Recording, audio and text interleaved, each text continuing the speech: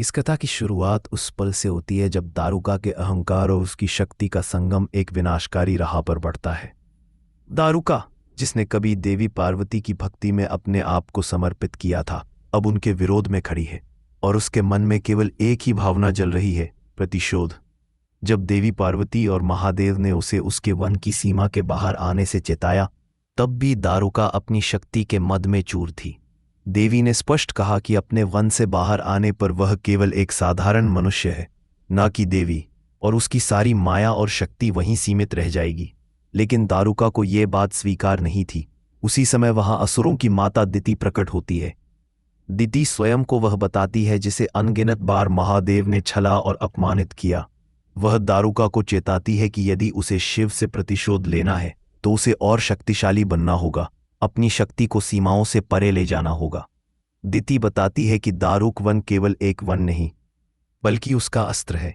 यदि ये वन किसी और भूमि को घेर ले तो वह भूमि भी उसकी हो जाएगी। ये सुनकर दारुका का प्रतिशोध और प्रचंड हो जाता है।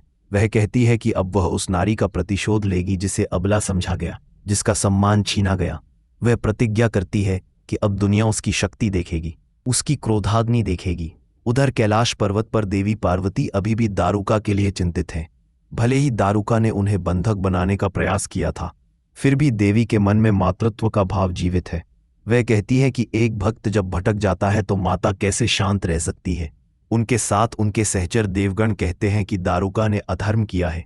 उसने स्वयं आदि शक्ति को कैद करने का प्रयास किया। देवी स्वीकार करती हैं कि दारुका से भूल हुई है, लेकिन उसका मन निर्मल था, उसकी भावना शुद्ध थी, बस वह भटक गई थी। देवी पार्वती उदाहरण देती हैं, एक पतंगा जो दीपक की लौ की ओर आकर्षित होकर स्वयं को जला देता है।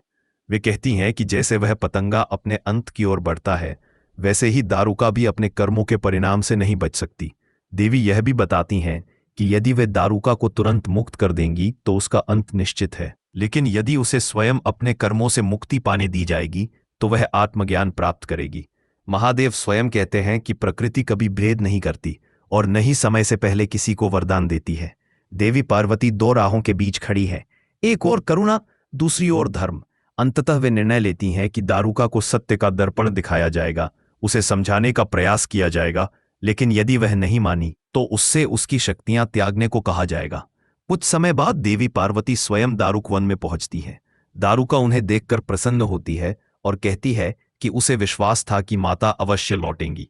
वह देवी को अपने वन में रहने का निमंत्रण देती है, कहती है कि उसने उनके लिए यह वन बनाया है ताकि वे अपने घर में रह सकें।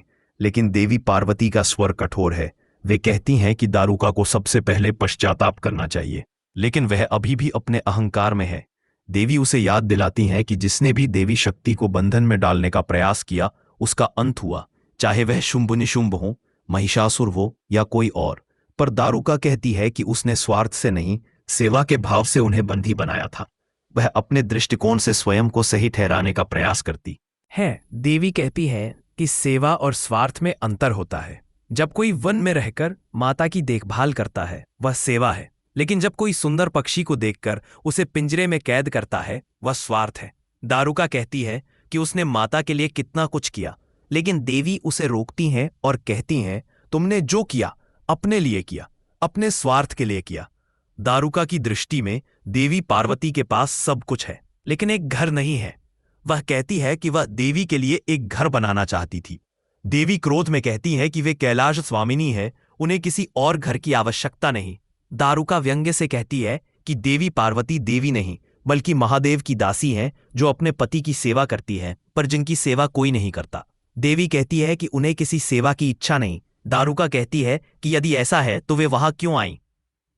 क्या उन्हें दारुका की चिंता थी? देवी कहती हैं कि वे उसे उसके विनाश से बचाने आई हैं। देवी पार्वती दारुका को चेतावनी देती हैं कि अब उसका मार्ग केवल एक ही है, त्याग का मार्ग। वे कहती हैं कि यदि उसे मोक्ष चाहिए तो अपनी शक्तियां त्यागनी होंगी, लेकिन दारुका कहती है कि जब तक वह अपने वन में है वह उसकी अधीश्वरी है और कोई उसकी शक्ति नहीं छीन सकता। वह कहती है कि जैसे एक सैनिक अपने राष्ट्र की सीमा पर डटा रहता है, वैसे ही वह अपने वन की रक्षा कर रही है। उसका यह युद्ध अहंकार का नहीं, अस्तित्व का है।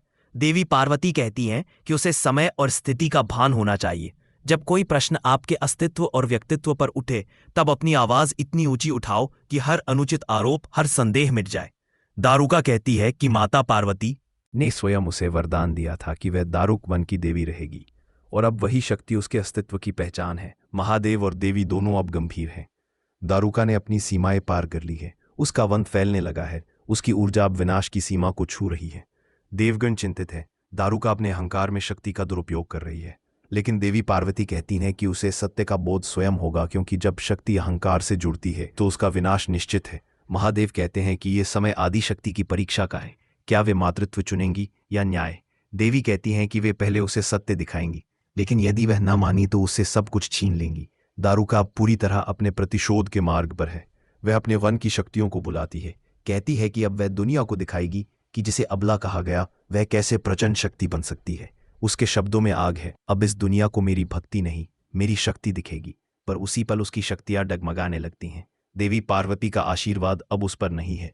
दारुका के वन की सीमाएं कांपने लगती हैं। देवी प्रकट होकर कहती हैं कि दारुका, शक्ति जब धर्म के साथ होती है तो सृजन करती है, पर जब अधर्म के साथ जाती है तो विनाश। दारुका अभी भी नहीं झुकती। वह कहती हैं कि वह हार मानने वालों में से नहीं, वह अंत तक लड़ेगी। देवी कहती हैं कि ये लड़ाई बाहरी नहीं, भीतर की है। जब तक वह अपने भीतर के अहंकार को नहीं त्यागेगी तब तक उसे मुक्ति नहीं मिलेगी।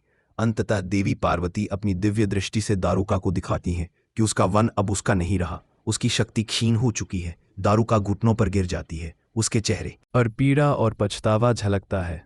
देवी कहती है कि यह वही सत्य है जिससे वह भाग रही थी। इस प्रकार कथा का यह चरण शक्ति, अहंकार, भक्ति और धर्म के संघर्ष का प्रतीक बनता है। महादेव और पार्वती का यह संवाद दर्शाता है कि जब शक्ति सीमा पार करती है तो स्वयं सृजनहार को भी हस्तक्षेप करना पड़ता है। दारुका का चरित्र यह सिखाता है कि भक्ति जब स्वार्थ और अभिमान में बदल जाए तो वह विनाश का कारण बनती है। अंत में देवी पार्वती कहती हैं, प्रकृति कभी भेद नहीं करती, लेकिन जो उसके नियमों को तोड़ता है उसे स्वयं अपने कर्मों से मुक्त होना पड़ता है। और इसी के साथ दारुका के अध्याय का एक और मोड़ समाप्त होता है, जहां उसकी भक्ति का अंत नहीं बल्कि उसके आत्मज्ञान की शुरुआत होती है। इस कथा की शुरुआत उस पल से होती है जब दारुका के अहंकार और उसकी शक्ति का संगम एक विनाशकारी राह पर बढ़ता है। दारुका, जिसने कभी देवी पार्वती की भक्ति में अपने आप को समर्पित किया था, अब उनके विरोध में खड़ी है और उसके मन में केवल एक ही भावना जल रही है, प्रतिशोध। जब देवी पार्वती और महादेव ने उसे उसके वन की सीमा के बाहर आने से चेताया, तब भी दारुका अपनी शक्ति के मद में चूर थी। देवी ने स्पष्ट कहा कि अपने वन से बाहर आने पर वह केवल एक साधारण मनुष्य है, न कि देवी, और उसकी सारी माया और शक्ति वहीं सीमित रह जाएगी। लेकिन दारुका को यह बात स्वीकार नहीं थी। उसी समय वहां असुरों की माता दिति प्रकट होती है। दिति स्वयं को वह बताती है जिसे अनगिनत बार महादेव ने छला और अपमानित किया। वह दारुका को चेताती है कि यदि